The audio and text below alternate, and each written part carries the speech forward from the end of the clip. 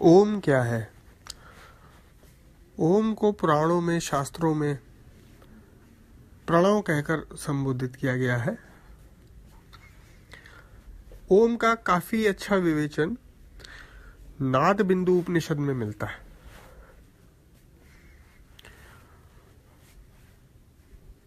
शिव पुराण में ओम को परमात्मा का वाच्यार्थ कहा गया है। अगर सरल भाषा में बोलूं तो शब्द की वो सीमा जो परमात्मा के निकटतम तक पहुंचती है, या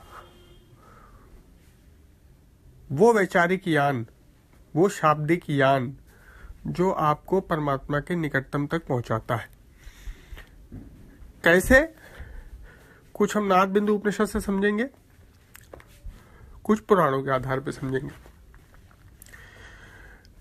उपनिषद में ओंकार को हंस के रूप में अभिव्यक्त किया गया है और इस हंस के विभिन्न अंगों को परिभाषित किया गया है।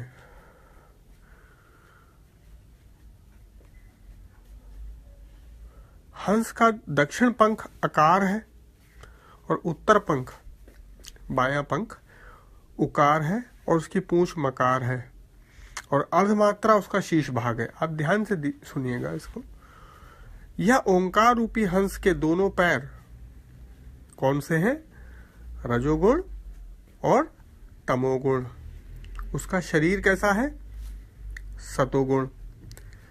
उसकी दाईं आंख धर्म बताई गई है और बाईं आंख अधर्म बताई गई है। उस हंस के दोनों पैरों में भूलोक अर्थात पृथ्वी स्थित है। उसकी जंघाओं में भुवः लोक अर्थात अंतरिक्ष केंद्रित है। उसका कटि प्रदेश स्वह लोक है अर्थात स्वर्ग है, और जो आनंद लोक है या उसको महलोक भी कहते हैं, वो इसकी नाभि में स्थित है। इसके हृदय स्थल में जनलोक और कंठ में तपोलोक का वास है। ललाट और भौहों के मध्य में सत्यलोक स्थित है।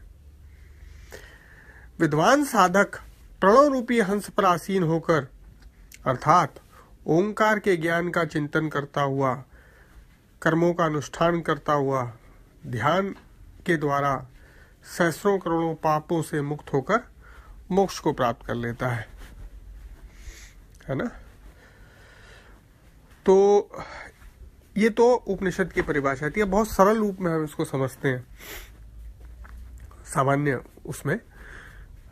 अगर आप ध्यान दें, ओंकार को परमात्मा का वाच्यार्थ बोला गया है, अर्थात वाणी से अगर परमात्मा को पुकार लगाई जाए तो उस तक पहुंचने का सबसे सरल माध्यम, सबसे निकटतम जो पहुंच सकता है। ओम आ उ म। आ जब आप बोलेंगे तो एक समानांतर स्वर में चलेंगे।